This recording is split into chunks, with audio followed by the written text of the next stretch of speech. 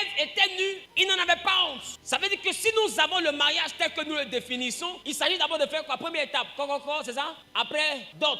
Cette version est annulée, pourquoi? Parce qu'il n'y a pas papa, il n'y a pas maman. Donc il n'y a pas dot. Deuxième chose du mariage que nous faisons, c'est quoi? La mairie. Bon, Adam, elle vient d'arriver. Est-ce que ça t'a coupé existe?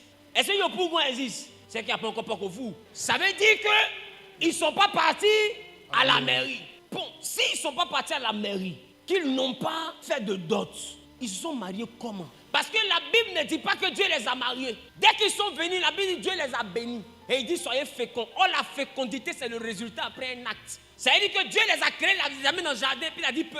Qui comprend ce que je dis? Parce que Dieu les bénit. Il dit soyez féconds. Ça veut dire que quand vous allez vous toucher, produisez enfant. Donc Dieu, en réalité, Dieu ne les a pas mariés. Hein. Dieu a prié pour qu'ils aient des résultats. Qui comprend de quoi je parle? Non, ça veut dire que quand tu te maries à l'église, on ne te marie pas. À l'église, on prie pour que ton mariage ait un résultat. Dans ta famille, on ne te marie pas parce qu'ils n'étaient pas au commencement du mariage. Dans ta famille, ils donnent leurs critères. Maintenant, c'est à toi de dire si tu acceptes le mariage. C'est pourquoi il n'y a pas une femme ici qu'ils ont dotée et les hommes ont envoyé la liste. Et puis ton papa a dit, comme la liste est complète, suis-les. On te pose toujours la question, voyez ce qu'ils ont envoyé, tu veux partir avec eux. Bravo.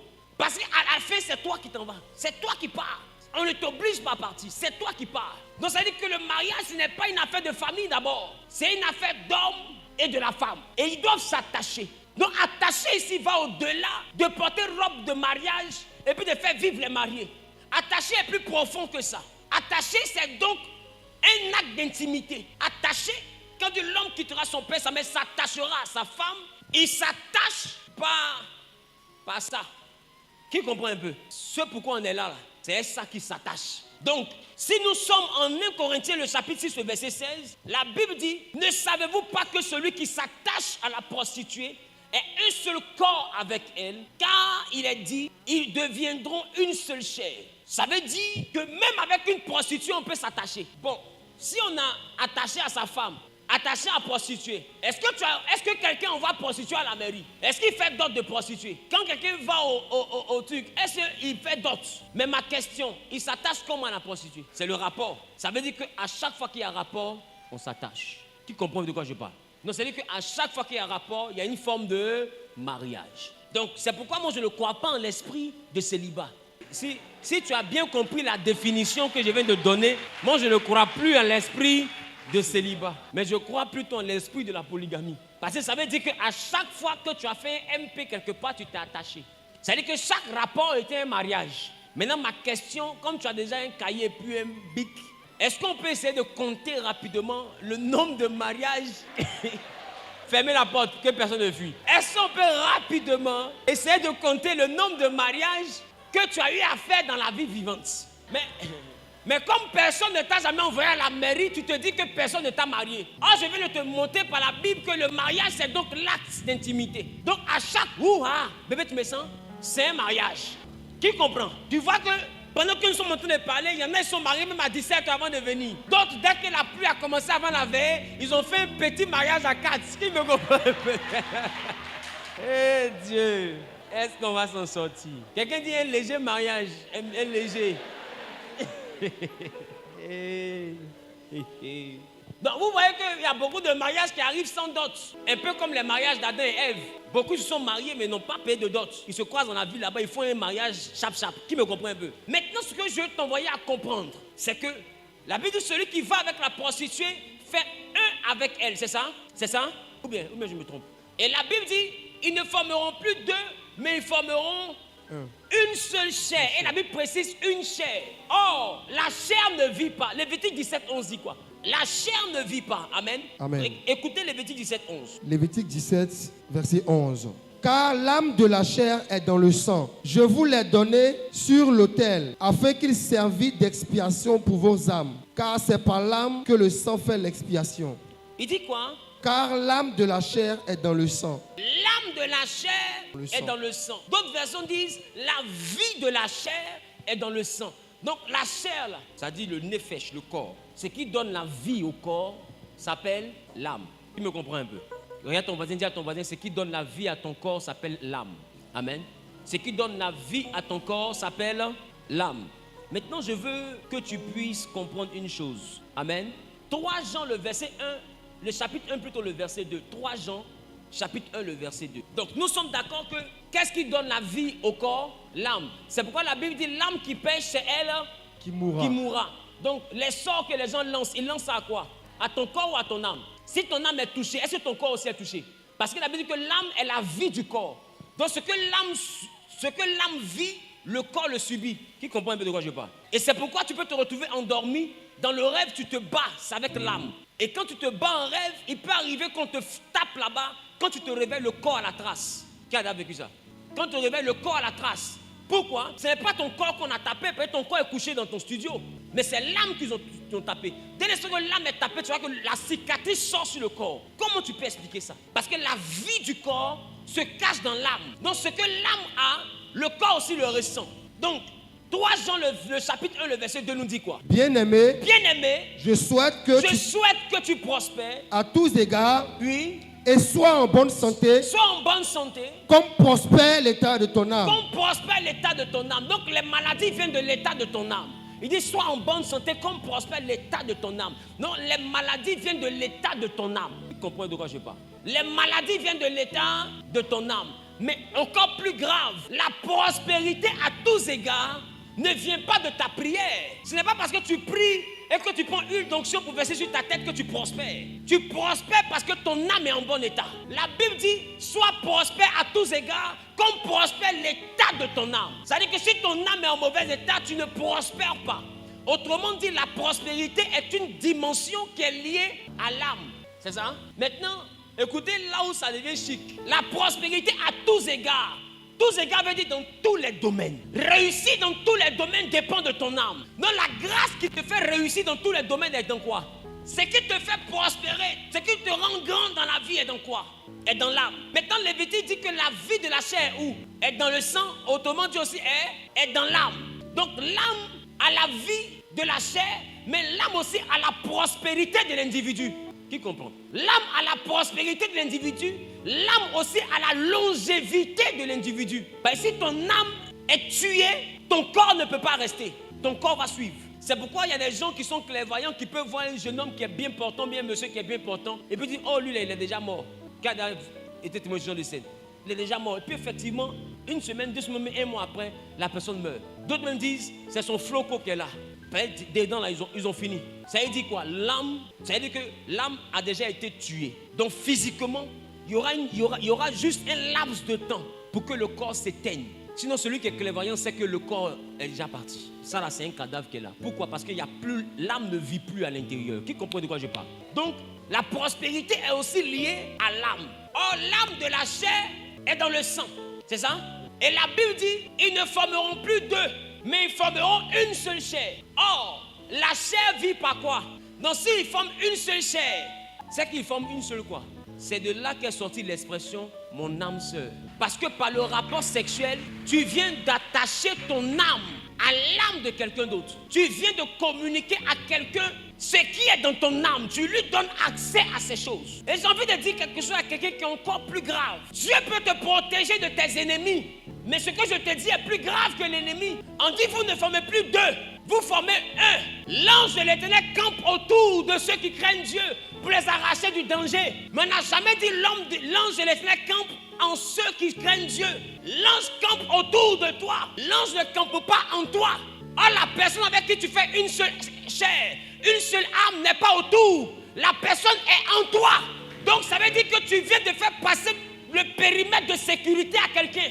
Quand tu pries pour que Dieu te protège par la sexualité, tu donnes accès à un individu au périmètre non sécurisé. L'ange campe autour. Or, quand vous formez un seul corps, une seule chair, donc vous formez une seule âme. Donc l'ange n'a pas la capacité d'aller en toi pour te défendre. Il peut être seulement qu'autour de toi. Donc il peut te protéger de ton oncle, de ta tante, de tes frères, de tes amis, mais il ne peut pas te protéger de toi-même. Or, ton mari n'est pas ton frère, ton mari c'est toi-même. Donc vous pouvez prier, l'armée de Dieu peut être autour de vous, mais le rapport sexuel vous expose à quelque chose que l'armée ne peut pas intervenir. Yes. Ils n'ont pas autorité pour combattre un mariage. Jésus dit, si quelqu'un veut répudier sa femme, qu'il décrive une lettre de divorce. C'est ce que Moïse avait dit. Donc, les anges n'ont pas la capacité de venir attaquer quelqu'un qui est en toi s'ils n'ont pas un courrier. Et c'est pourquoi beaucoup de personnes, leur destinée n'est pas détruite de l'extérieur, mais la destinée est combattue de l'intérieur. Du coup, la meilleure manière de détruire quelqu'un qui a une grande étoile, c'est de lui donner une mauvaise femme ou un mauvais mari. Alors tu vas prier, mais tu constateras que tu ne bouges pas. Tu vas jeûner, mais tu constateras que tu ne bouges pas. Parce que tu formes une seule âme à quelqu'un dont l'âme est noire. Dont la noirceur de son âme abîme ton âme. Ça, c'est un cas de figure. C'est pourquoi avant de marier quelqu'un, il faut consulter Dieu. Parce que Dieu peut sonder l'état de l'âme pour te dire qui est en face de toi. Il y a des gens qui ont marié, mais ils ont marié des sorcières.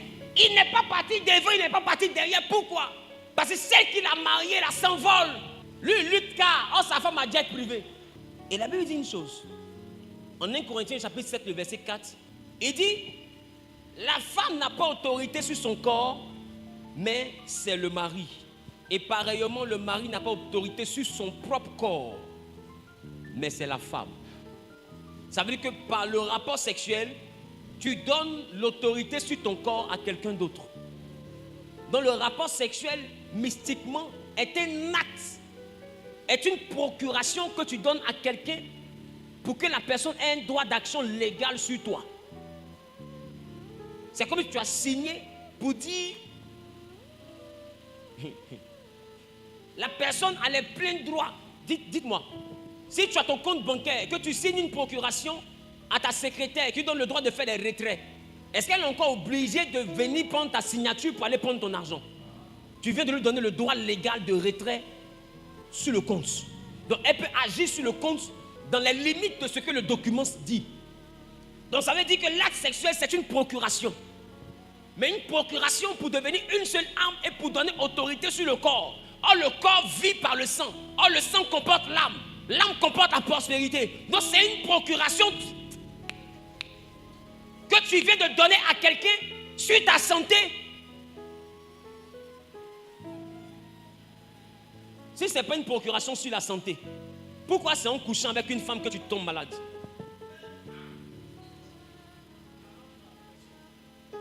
Exemple, le VIH.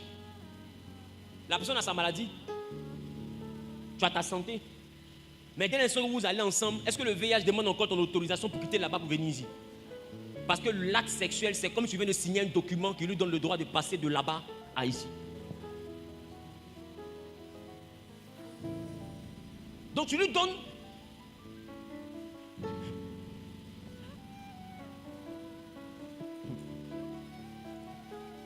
la capacité même de recevoir la maladie. Et je vais aller même encore plus loin. Dis-moi, quand toi tu vois clair et que dans la famille de ton mari, tout le monde porte loupe, quand tu mets un enfant au monde, est-ce qu'il n'arrive pas que l'enfant porte loupe? Loupe là, elle quittait où? Dans le sang. Mais le sang de qui? De ton mari. Comment son sang se retrouve dans ton ventre et gâte les yeux de ton enfant? Tu ne comprends pas que le rapport sexuel, c'est deux sangs qui s'entremêlent. C'est deux sangs qui s'entremêlent. Et quand les sangs s'entremêlent, ils s'entremêlent même avec les maladies héréditaires. Or, ce que tu dois comprendre, les malédictions ne sont pas ailleurs que dans le sang. Il y a des races maudites.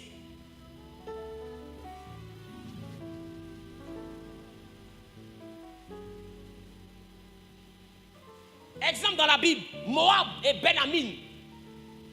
Les fils qu'ont donné, qu'ont mis au monde les filles de Lot. Voici des filles, des nièces, on peut habiter ici, on dit ce sont tes petites filles. Parce que Lot est le neveu, donc c'est le fils d'Abraham. Les enfants de ton fils, ce sont tes petits enfants. Donc Lot, le neveu d'Abraham, avait deux filles. Ces filles lui ont donné à boire parce que les mamans étaient changées en statut de sel. Comme papa n'a pas de garçon, saoulons le vieux, couchons avec lui. Pour donner des garçons à notre papa. Et elles sont tombées enceintes. Une a mis un enfant qu'elle appelait Ben-Amin au monde. L'autre a mis un enfant qu'elle a appelé Moab au monde. C'est de Moab qu'est sorti les Moabites. Et c'est des Moabites qu'ont sorti Ruth la Moabite. Et Dieu a dit au temps de Moïse que Moab et Ben-Amin ne doivent pas être retrouvés dans l'assemblée de Dieu jusqu'à la 10e génération et même à perpétuité. Pourquoi? Parce que c'était une race marquée d'une malédiction. Il y a des races que Dieu a marquées d'une malédiction. Voilà pourquoi Dieu même a demandé à son peuple de ne pas marier les peuples étrangers. Parce que la majeure partie des peuples étrangers étaient les Cananéens. Mais les Cananéens, en réalité, c'était les fils de Canaan, l'enfant, le petit-fils de Noé, dont le père était Cam et avait été maudit. Donc les Cananéens étaient un peuple maudit. Donc Dieu a demandé à Abraham de ne pas prendre ses descendants pour marier les Cananéens parce que Canaan, depuis Noé, est maudit. Il y a des gens qui sont maudits qu'on ne marie pas. Tu vas avec eux, tout se ferme chez toi. Il y a des gens qui Dieu en conflit. Si tu ne sais pas, c'est écrit dans la Bible, il y a des gens que Dieu déteste. La Bible, selon qu'il est écrit, j'ai aimé Jacob et j'ai haï Ésaü. Dieu a haï un homme, il s'appelait Ésaü. Est-ce que je parle à quelqu'un? Il y a des gens aussi qui ont fait du mal. Dieu, pour les punir, il ne les tue pas, mais il les garde en vie. Exemple, Caïn. Il tue Abel. Et puis Caïn demande à Dieu, est-ce que quelqu'un me trouve et puis me tue? Il dit, personne ne va te tuer, je vais mettre une marque sur toi. Celui qui te tue, moi, il va te venger. Comment est-ce que Dieu condamne un criminel à vivre? C'est parce que la vie sera plus pénible pour lui que la mort. Il y a des gens qui Dieu en conflit, mais les gardent en vie. Et toi, tu te lèves, toi, tu bois seulement. Si on te demande, tu as donné le culuc. Tu tires sur tout ce qui bouge. Même ce qui n'a pas bougé, tu fais eux. Et tonton, il n'a pas bougé. Tonton, il te juge, il n'a pas bougé. Il dit, tu as bougé. Tonton, il n'a pas bougé, il dit, tu as bougé. Bon. Si on t'a posé question, tu es Leonardo DiCaprio. Est-ce que tu sais qu'à chaque fois que tu couches avec une femme, tu te maries? Mais sais-tu de quelle race elle vient? Quand tu vas avec un homme, tu te maries. Sais-tu de quelle race il vient? C'est pourquoi les personnes qui sont averties spirituellement, d'autres consultent même avant de coucher avec quelqu'un. Parce qu'il y a des personnes avec qui tu couches, toutes tes affaires tombent. Vous n'avez jamais entendu ça? La Bible, celui qui trouve une femme trouve le bonheur. Parce que la femme a en elle quelque chose qu'on appelle bonheur. Mais il y a des gens, il y a des femmes qui ne transportent plus bonheur. Elles ont laissé bonheur quelque part. Elles se transportent elles-mêmes. Bonheur est fini sur elles. Huile qui est cassée, tu vas pleurer. Mais on va utiliser tout à l'heure. Amen. Regarde ton voisin, dit, celle avec qui tu marches là, est-ce qu'elle transporte bonheur?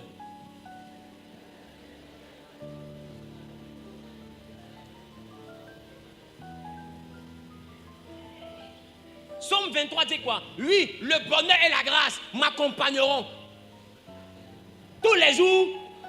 Or, bonheur se trouve dans une femme. Voilà pourquoi la Bible dit, celui qui trouve une femme trouve le bonheur. Donc quand tu le bonheur t'accompagne, c'est une femme. Voilà pourquoi la Bible dit, celui qui trouve une femme a trouvé le bonheur. Pour que le bonheur t'accompagne, ça dépend de quelle femme tu as trouvé. Bonheur ne vient pas d'une prière, bonheur vient d'une rencontre. Bonheur marche, on dit bonheur t'accompagne.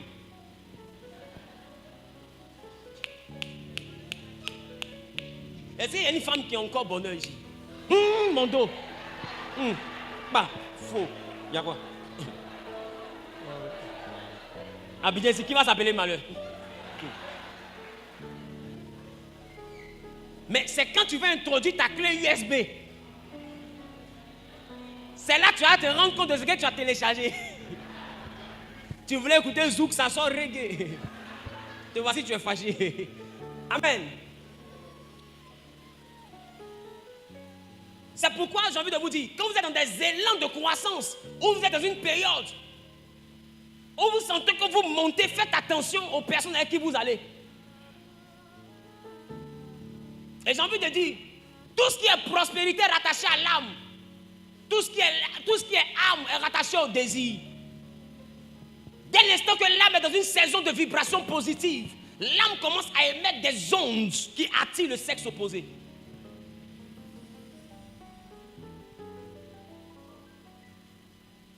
Je vous ai dit qu'aujourd'hui on rentre dans du mystique. Regarde mon mal, c'est pas grave. À chaque fois que tu vois que tu es dans une saison où toutes les grosses voitures commencent à garer, cours. C'est qu'il y a quelque chose que ton âme a commencé à émettre comme signaux. Il y a des signaux que ton âme a commencé à émettre. Ce sont des signaux de gloire. Gloire attire le sexe opposé. C'est pourquoi vous allez remarquer, pour ceux qui ont l'esprit de mari de nuit, quand il y a de grandes opportunités, il apparaît. Quand tu dois signer quelque chose de grand, s'il y a une femme de nuit dans ta vie, elle apparaît. Et après, tu vois que ce que tu devais faire s'annule, ou bien se gâte, ou bien ça ne se passe plus bien. Parce que tout ce qui est gloire, qui descend, peut être volé par la pulsion sexuelle. Ou tu arrives dans une période où tu dis, il y a envie derrière. Tu prends ton téléphone comme ça. Qui peut appeler? Qui peut appeler? Il pleut. Qui peut appeler? Oh.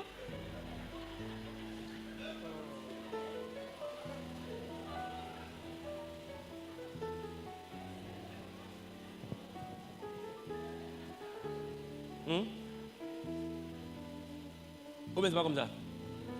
C'est pas comme ça que tu fais?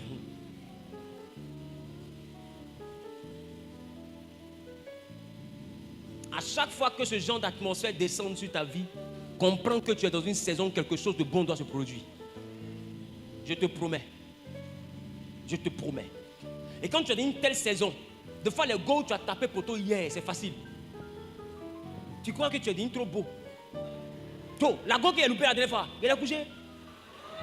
Mais dis, tiens, il a tué ça. Tu es un champion, Bédi. Mon ami. Elle-même là, si tu lui demandes pourquoi elle s'est couchée, elle ne sait pas. Elle ne s'est pas couchée, tu as trop attendu. Hein. Elle s'est couchée, il y a une énergie qui l'attire. Tout à l'heure, on va aller sur la dimension des collectionneurs de grâce. Tu vas comprendre pourquoi elle se couche. Des fois, elle se couche sans savoir pourquoi elle se couche.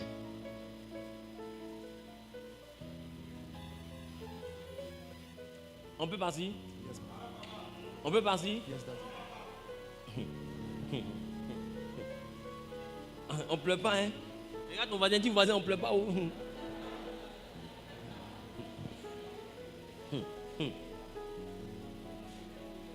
Qui est en train de comprendre des choses?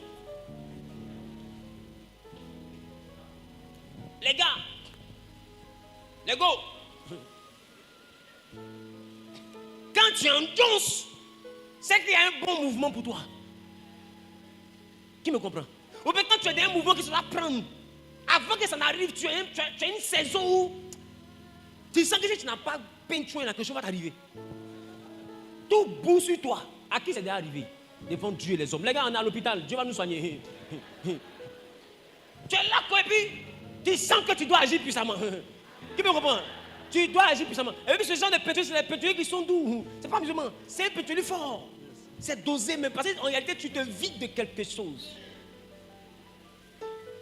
Donc il y a des saisons que vous avez ratées parce que vous n'avez pas discerné ce qu'on appelait bonheur. Vous avez manifesté une onction et vous l'avez libérée par la clé USB. Qui comprend ce que je dis?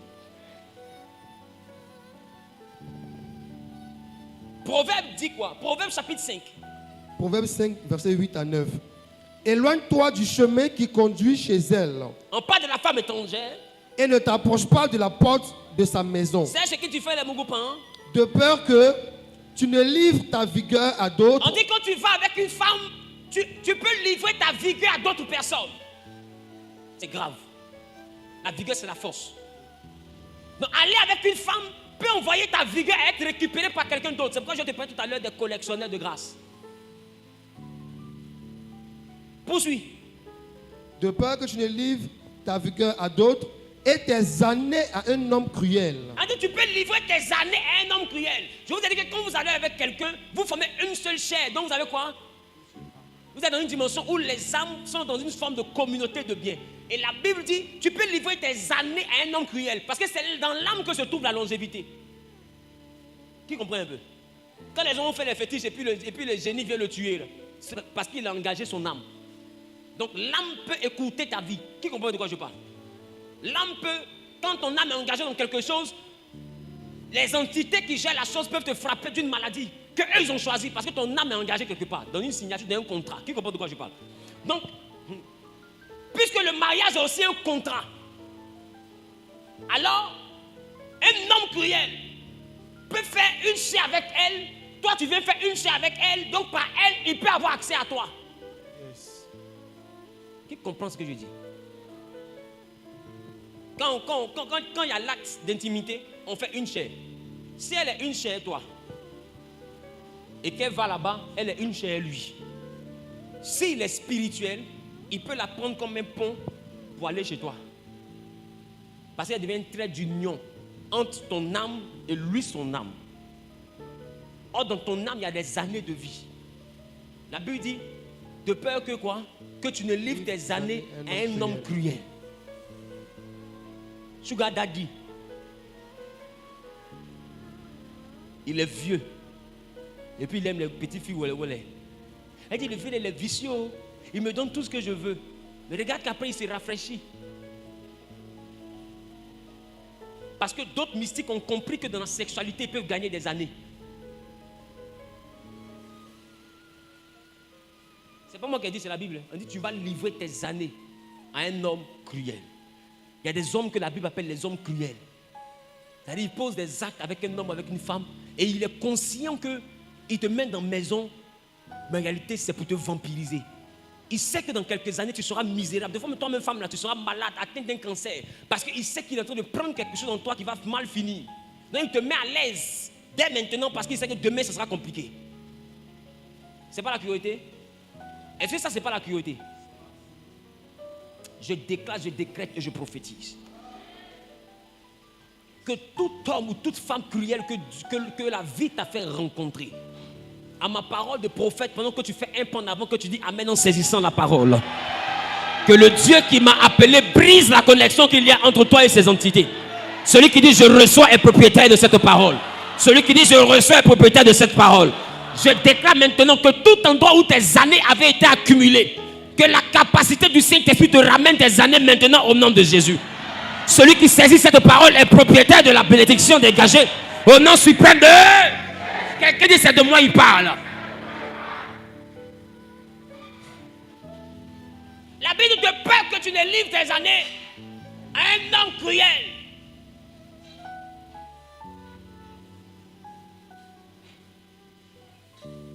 De peur que tu ne livres ta vigueur à d'autres. Poursuis. De peur que des étrangers ne se rassasient de ton bien. On dit de peur que des étrangers ne se rassasient de quoi? De ton bien. De ton bien. Et du produit de ton travail. Et du produit de ton travail. Ça veut dire que par le rapport sexuel avec une femme étrangère, des étrangers peuvent se rassasier de ton bien et du produit de ton travail. C'est que toi tu travailles mais c'est eux qui bénéficient. Quelqu'un dit injustice. Donc ça veut dire que mystiquement, par le sexe, quelqu'un peut profiter du résultat de ton travail. Est-ce que c'est pas la raison pour laquelle tu te promènes de pasteur en pasteur pour dire au pasteur, tout ce que j'ai fait n'aboutit pas. Quand ça y est marché net, ça se gâte. Quand ça y est marché net, ça se gâte. Tu arrives toujours au niveau du résultat et le résultat n'est jamais bon. Est-ce que ton résultat ne passe pas ailleurs? Tu suis toutes les étapes, mais juste avant le résultat, tout se gâte. La Bible dit que quelqu'un d'autre peut manger ton résultat. Donc ton résultat peut sortir ailleurs. C'est la souffrance du résultat qui sort chez toi. Mais le résultat en lui-même sort ailleurs. Je déclare, je décrète que là où tes résultats avaient été accumulés. Aïe, aïe, aïe, aïe, aïe. Quelqu'un peut ouvrir sa bouteille d'huile? Là où tes résultats avaient été accumulés. Par cette onction d'huile que tu mets au niveau de tes mains. Par cette onction d'huile que tu poses au niveau de tes mains. Là où tes résultats avaient été accumulés. Tu travailles mais tu ne bénéficies pas du produit de ton travail. Tu ne bénéficies pas du fruit de tes efforts. Et tu ne sais pas où le résultat passe. Et tu as l'impression que tu tournes en rond. Je déclare, je décrète et je prophétise que la main que tu es en train de lever vers le ciel, que ce soit une main fertile à partir d'aujourd'hui. Et que tu commences à bénéficier du produit de ton travail. Du résultat de ton travail. Tu travailleras, tu mangeras, tu seras rassasié du produit de ton travail. Celui qui dit Amen bien en faisant un pas en avant. Ah, que la main qui lève vers le ciel soit la main d'un homme que Dieu rend prospère. Au nom suprême de Jésus.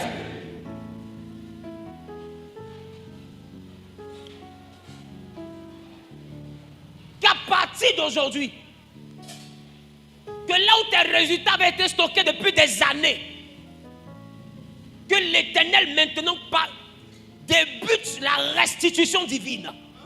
Qu'à partir d'aujourd'hui, que le Saint-Esprit repositionne dans ta vie tout effort qui avait produit des résultats mais dont tu n'avais pas bénéficié. Que ces résultats réapparaissent dans ta vie. Que ces résultats réapparaissent dans ta vie. Que ces résultats réapparaissent dans ta vie. Quelqu'un dit Amen et reçoit la parole. Que ces résultats réapparaissent dans ta vie. Au nom suprême de... Je ne parle pas à tout le monde. Je parle à celui qui fait un pas en avant plus vite que son voisin. Que Dieu te transporte dans ta réelle dimension. Au nom suprême de...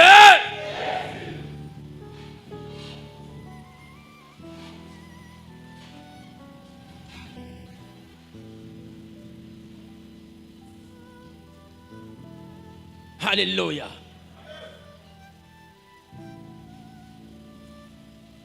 Bien-aimé. Donc ce que nous appelons l'acte d'intimité qui se passe en 5 minutes, en 10 minutes, en 30 minutes. Pour d'autres même qui doivent se soigner en 30 secondes.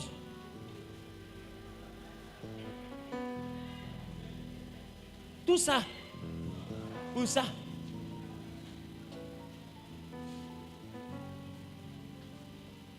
Satan même est étonné. Tu es venu vendre grâce là. Lui il s'est dit que tu es un dangereux gars et puis il dit, viens, Flo. Satan tape la scène des eaux comme ça. Mais dites, qu'est-ce qui s'est passé là? Elle dit, le vieux moment n'est pas compris. Il a d'abord vendu, il a livré le paquet. Lui, il est rapide. Il a livré. Attends, on a reçu toute la transaction. Oui, toute la transaction. En 3 secondes, là, cet homme-là, il est généreux. Tout ça. Tout ça. Donc des gens peuvent se rassasier du produit de ton travail. Poursuis. De peur que tu ne gémisses près de ta faim quand ta chair et ton corps se consumeront. Alléluia. Abdi, tu peux gémir près de ta faim quand ta chair et ton corps se consumeront. Amen. Amen. Dis à ton voisin, l'acte d'intimité engage ta responsabilité. Dis voisin, ce n'est donc pas qu'une simple partie de plaisir. Car ce acte engage ta réussite.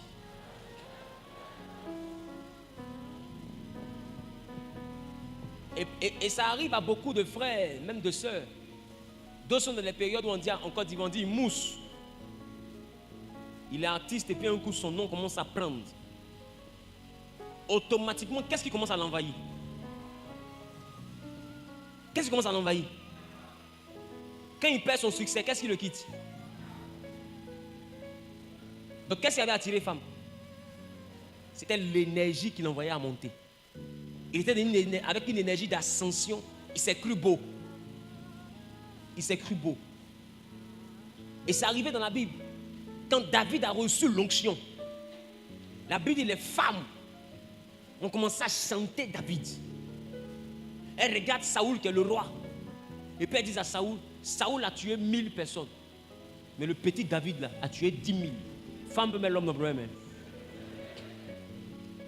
Et je vous assure, c'est à cause de cette chanson que Saoul a commencé à détester David. Parce qu'il n'avait pas de problème avec le petit. Le petit même rentrait dans sa chambre pour jouer de la harpe. Qui se rappelle de ça? Mais quand les femmes ont commencé à chanter, Saoul a compris qu'il y avait quelque chose dans la vie de l'enfant. La présence du sexe opposé, un grand mouvement autour de toi, te donne un signal qu'une onction est descendue sur toi. Est-ce que je parle à quelqu'un? Quand tu es dans quelque chose de particulier, elles viendront si tu es un homme. Ils viendront si tu es une femme. Ça ne veut pas dire que tu es beau. Ça veut dire qu'il y a une énergie qui est descendue sur toi. Quand l'homme doit monter ou doit réussir, dans le surnaturel, il y a des étoiles, il y a des énergies qui se déclenchent. Ces énergies-là sont saisonnières. Elles ne se déclenchent pas pour toute la vie. Elles peuvent se déclencher pour 1 semaine, pour 2 semaines, pour 1 mois, pour 1 an, pour 5 ans, pour 7 ans. Ça dépend de la période de l'étoile, de durée de vie de l'étoile, de longévité de la grâce. Mais durant cette saison-là, tout devient facile pour toi. Tu fais petit truc net 1 million 100. Tu fais petit net 5 millions 100. Millions courent comme ça dans ta main. Tu penses que pauvreté t'a laissé. Tu penses que pauvreté t'a oublié. Qu'il y a des gens de saison. Tout est facile, sharp. Mon ami, c'est une saison, c'est une étoile qui s'est allumée.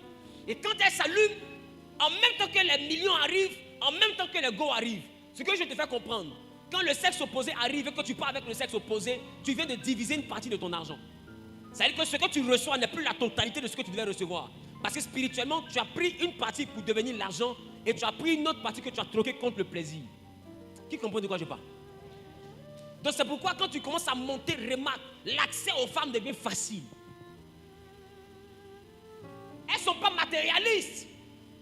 Elles sont onctionnalistes.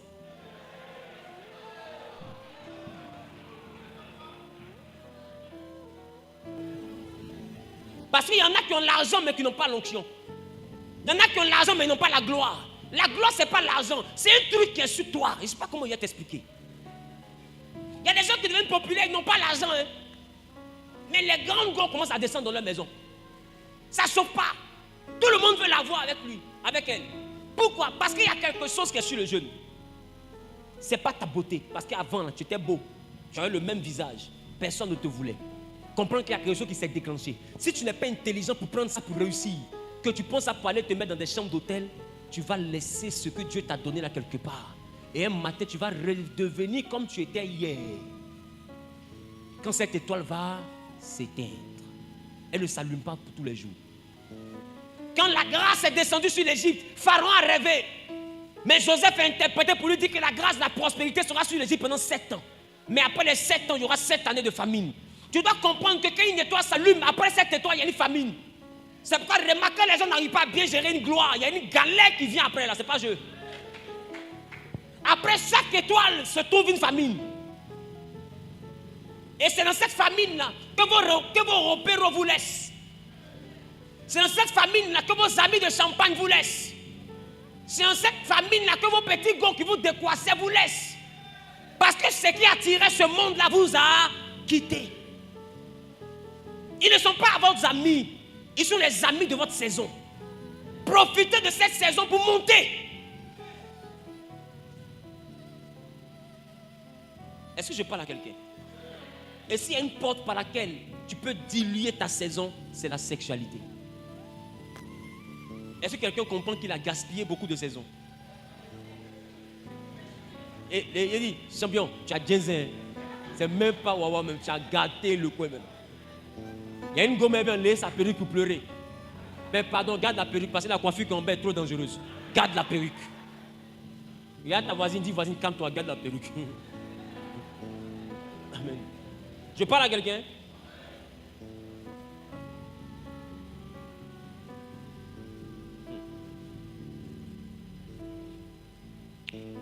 Quelqu'un dit les collectionneurs d'étoiles. Vous savez,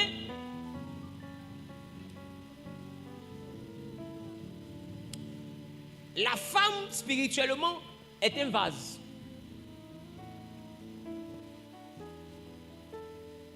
On peut aller, hein? On peut. Il sait que quelqu'un va dire, ce qu'il est en train de dire là, c'est écrit où? C'est quel verset biblique? Depuis il parle, il n'y a pas verset. Quand ta grand-mère a transformé ton cousin en poulet en sorcellerie, c'était dans quel verset? Dans quel verset il est écrit qu'on change l'homme en mouton? Le spirituel n'a pas besoin de ton verset pour exister. Hein? Je reprends.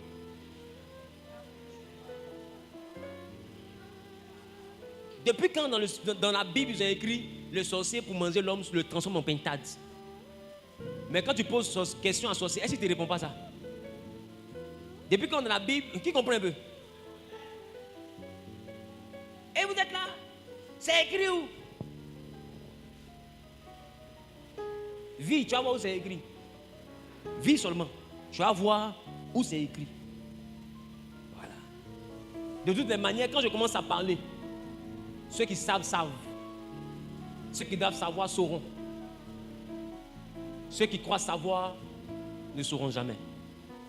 Parce que celui qui ne sait pas, ne saura jamais. Il y en a qui, quand tu n'es pas net, il est écrit, il est écrit. Tu penses que tu fais peur à qui il est écrit? Satan aussi dit ça à Jésus. Il est écrit, là, Satan dit ça à Jésus. Ce que vous ne comprenez pas, la Bible ne sauve pas. C'est la connaissance de la vérité biblique qui sauve. La connaissance même ne délivre pas. C'est la connaissance de la vérité qui délivre. Il dit, vous connaîtrez la vérité. Donc tu peux connaître la connaissance sans connaître la vérité. La connaissance est une information, la vérité est une clé. Mais si j'ai l'information de la connaissance, que la porte se trouve là, si je n'ai pas la clé, comment j'ouvre la porte, même si je connais où elle est? Connaître où se trouve une porte ne signifie rien si tu n'as pas la clé. La connaissance te montre la porte, la vérité te donne la clé. Donc entre la connaissance et la vérité, tu veux quoi?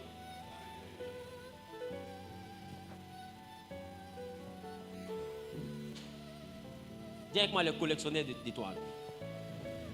Donc je disais, la femme, spirituellement parlant, est un peu comme ce panier. Est-ce que vous savez ce qui vient de se passer avec ce panier? Qui a mis une offrande ici? Considérons que chaque offrande que chacun a posée était un peu comme une étoile. La femme est comme ça. Tous ceux qui ont mis leur offrande, c'est comme s'ils viennent de déposer quoi? Une partie d'une étoile. C'est ça le rapport sexuel. Dans le rapport, quand les hommes vont vers une femme, ils déposent quelque chose en elle. Ce quelque chose est comme dans un panier. Cette femme peut avoir une double identité. Elle peut savoir ce que c'est que le monde spirituel, comme elle peut ne pas savoir ce que c'est que le monde spirituel. Donc quand elle ne sait pas ce que c'est que le monde spirituel, les étoiles qu'elle collectionne, qu'elle reçoit, elle ne les exploite pas, ils se stockent en elle. Est-ce que quelqu'un comprend ce que je dis? Elle ne les exploite pas, mais les étoiles se stockent en elle. Donc elle est là, mais elle est remplie de quoi? C'est-à-dire que chaque personne est venue se déposer en elle. C'est pourquoi vous allez remarquer que les plus hauts mystiques aiment beaucoup les prostituées. Il y en a même qui les marient. Écoute, ce n'est pas la Djanjou qui marie, c'est le dépôt qui marie. Parce que dans cette prostituée, tous ceux qui étaient un peu quoi là sont venus se déposer en elle. Imaginez-vous un peu si durant sa carrière, elle a eu au moins 200 clients. Elle a 200 connexions. Donc en réalité, c'est une base de données. Qui comprend de quoi je parle? Que quelqu'un qui connaît l'importance de ces données-là peut exploiter. Donc il se retrouve à faire quoi? À exploiter. Donc il paye des prostituées, il les déplace. Et plus une prostituée monte en dimension, qu'elle commence à aller seulement qu'avec les rois, c'est des rois qui se déversent en elle. Donc elle transporte une partie de leur royauté.